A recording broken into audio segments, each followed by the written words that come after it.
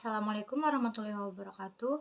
Perkenalkan, nama saya Siska Apriliani dengan NIM 2018 06 10 100 dari kelas akuntansi 4D, Fakultas Ekonomi Universitas Kuningan. Pada kesempatan kali ini, saya akan memaparkan tugas mata kuliah analisis laporan keuangan yang telah saya kerjakan sebelumnya, mengenai analisis laporan keuangan pada perusahaan PT Suparmat Tbk. Langsung saja, di sini ada beberapa topik yang akan saya bahas. Yang pertama adalah mengenai profil perusahaan, yang kedua adalah analisis dan perbandingan rasio, yang ketiga analisis common size, yang keempat analisis trend, yang kelima analisis DuPont, dan yang terakhir adalah analisis cross section and time series. Baik, kita langsung saja ke pembahasan yang pertama, yaitu profil perusahaan. PT Suparmat Tbk merupakan salah satu perusahaan yang bergerak di bidang produksi kertas di Indonesia. Perusahaan ini pertama kali didirikan sejak tahun 1976 dengan pabrik yang dibangun di atas sebidang tanah seluas 5 hektar di kawasan Surabaya, Jawa Timur. Pada awalnya, perusahaan ini hanya mempekerjakan 100 orang karyawan saja. Produksi pertama perusahaan mulai diluncurkan sejak tahun 1978 dengan bantuan mesin yang mampu memproduksi 7.000 ton kertas per tahun. Perusahaan ini mengalami pertumbuhan yang cukup signifikan. Berawal dari permintaan kertas dalam negeri yang semakin meningkat, perusahaan kemudian mempunyai rencana untuk melakukan ekspansi sejak tahun 1984. Pada tahun tersebut, perusahaan terus menambah setidaknya 3 unit mesin kertas dengan total kapasitas produksi sebesar 51.000 ton kertas tiap tahun. Kemudian di sini ada analisis perbandingan neraca untuk periode 2016 sampai dengan 2020. Untuk laporan tahunan yang saya gunakan, saya mengunduhnya dari website resmi PT Suparmat Tbk. Di sini saya akan menjelaskan perhitungan USD, persen, dan rasio. 2017 atas 2016, 2018 atas 2016, 2019 atas 2016, dan 2020 atas 2016.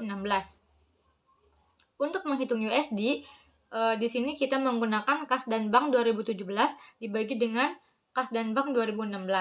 Lalu untuk menghitung persen, kita menggunakan USD 2017 dibagi dengan kas dan bank 2016. Lalu untuk menghitung rasio, di sini kita menggunakan kas dan bank 2017 dibagi dengan kas dan bank 2016. Lalu untuk 2018 atas 2016, untuk menghitung USD, kita menggunakan kas dan bank 2018 dibagi dengan kas dan bank 2016. Untuk menghitung persen, menggunakan USD 2018 dibagi dengan kas dan bank 2016. Untuk menghitung rasio, kita menggunakan kas dan bank 2018 dibagi dengan kas dan bank 2016. Untuk 2019 atas 2016, untuk menghitung USD, kita menggunakan kas dan bank 2019 dibagi dengan kas dan bank 2016. Lalu untuk menghitung persen, menggunakan USD 2019 dibagi dengan kas dan bank 2016. Dan untuk menghitung rasio, menggunakan kas dan bank 2019 dibagi dengan kas dan bank 2016. Lalu untuk yang terakhir, yaitu 2020 atas 2016, untuk menghitung USD, kita menggunakan kas dan bank 2020 dibagi dengan kas dan bank 2016. Lalu untuk menghitung persen, kita menggunakan USD 2020 dibagi dengan kas dan bank 2016. Lalu kemudian untuk menghitung rasio, kita menggunakan kas dan bank 2020 dan dibagi dengan kas dan bank 2016. Untuk perbandingan laporan laba rugi, di sini perhitungannya hampir sama ya seperti perhitungan di analisis neraca. Hanya saja di sini untuk menghitung USD, persen dan rasionya menggunakan total pendapatan. Sedangkan di neraca itu menggunakan kas dan bank. Selanjutnya ada analisis common size periode 2016 sampai dengan 2020. Untuk menghitung common size, di sini misalnya 2016 menggunakan kas dan bank dibagi dengan jumlah aset. Lalu 2017, kas dan bank 2017 dibagi dengan jumlah aset 2017. Lalu 2018, kas dan bank 2018 dibagi dengan kas dan bank 2020. Lalu 2019, kas dan bank 2019 dibagi dengan jumlah aset 2019, lalu 2020 kas dan banknya menggunakan 2020 juga, dan dibagi dengan jumlah aset 2020 juga. Untuk laporan laba rugi konsolidasi, penghitungannya tidak jauh beda dengan neraca, hanya saja di sini menggantinya dengan pendapatan. Analisis tren. Nah, di sini menggunakan 2016 sebagai tahun dasar. Nah, untuk menghitung persennya adalah sebagai berikut.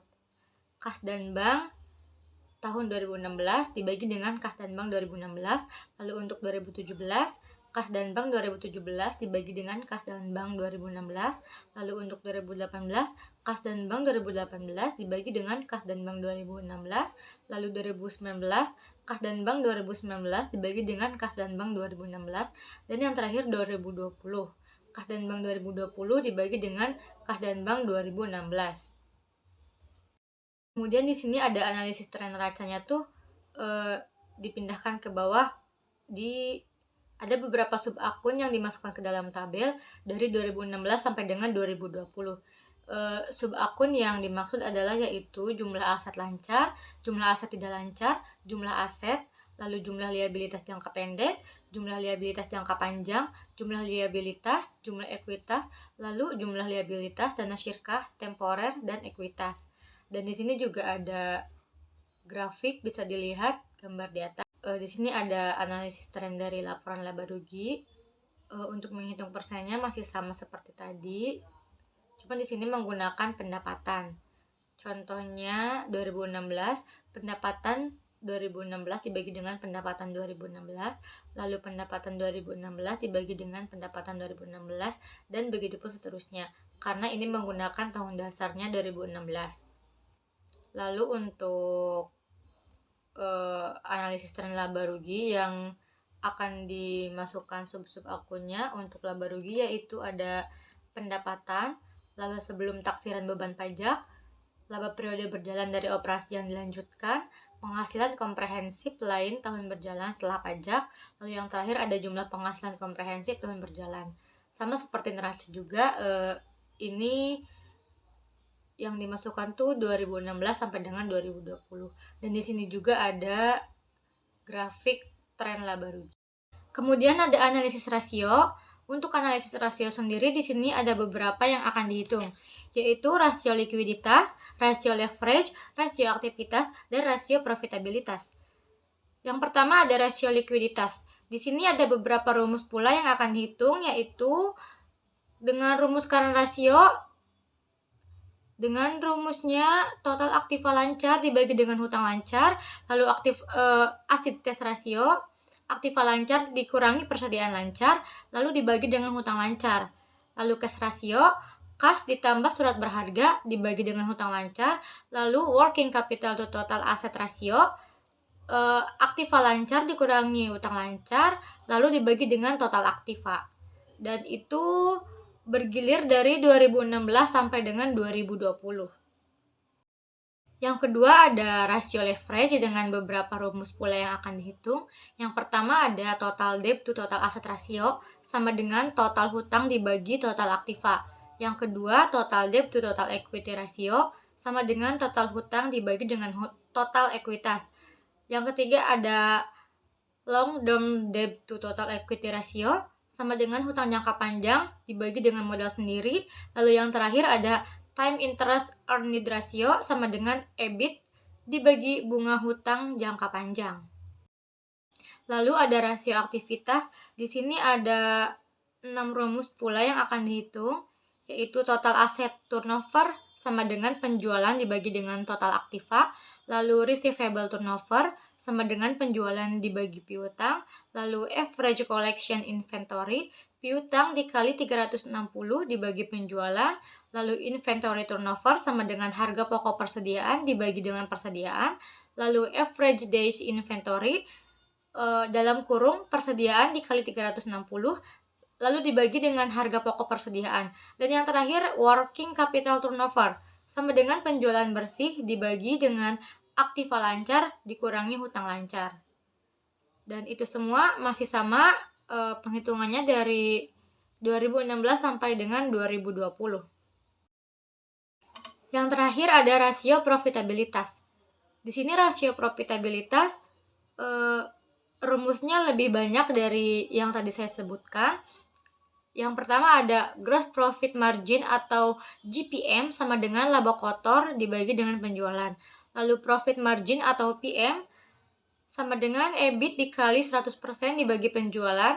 Lalu net profit margin atau NPM sama dengan IET dikali 100% dibagi penjualan. Lalu operating income ratio sama dengan penjualan dikurangi HPP dikurangi biaya dibagi dengan penjualan. Lalu return of asset atau ROA dengan EBIT dikali 100% dibagi total aktiva. Lalu return of equity atau ROE dengan EAT dikali 100% dibagi dengan modal sendiri. Lalu return of investment dengan EAT dikali 100% dibagi total aktiva. Kemudian di sini ada rasio perbandingan. Yang pertama ada rasio likuiditas, bisa dilihat di sini ada hasil dari perhitungan current ratio 2016 sampai dengan 2020 dan quick exit test ratio 2016 sampai dengan 2020. Di sini juga ada grafik dari rasio likuiditas. Selanjutnya ada rasio leverage, bisa dilihat juga.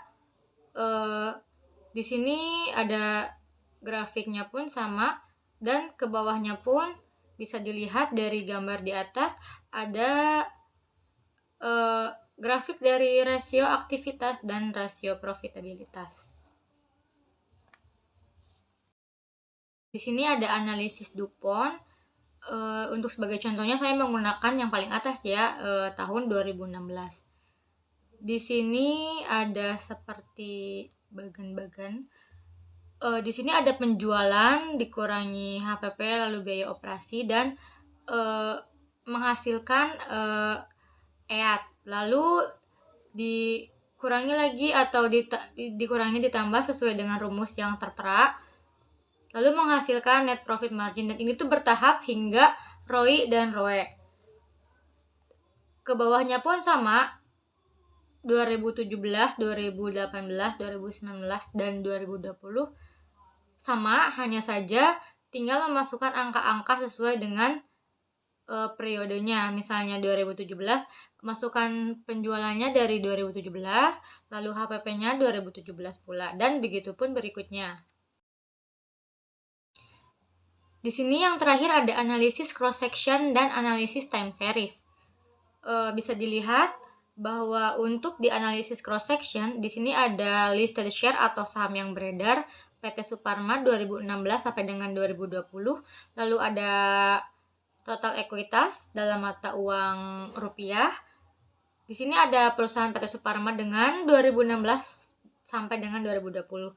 Lalu ada nilai buku sama dengan ekuitas dibagi dengan listed share sama dalam mata uang rupiah juga dari 2016 sampai dengan 2020, dan return of asset atau ROA sama 2016 sampai dengan 2020 juga. Ini kenapa sama semua PT Suparma? Karena yang saya analisis adalah hanya fokus di PT Suparma saja. Untuk analisis time series, di yang gambar paling atas adalah ada tren ROA. Untuk di sebelah kiri ada ROA perusahaan PT Suparma, lalu di sebelah kanan ada ROA industri. Di sini memasukkan dari analisis cross section sebelumnya. Lalu ada grafik perbandingan, bisa dilihat. Kemudian ada analisis tren metode kuadrat terkecil. Nah, di sini memasukkan penjualan, lalu ada kode X yaitu tahun, lalu Y dikali X, bisa dilihat angka-angkanya, dan X2, dan hasilnya untuk penjualan ada di tabel paling bawah, kode X, YX, dan X kuadrat.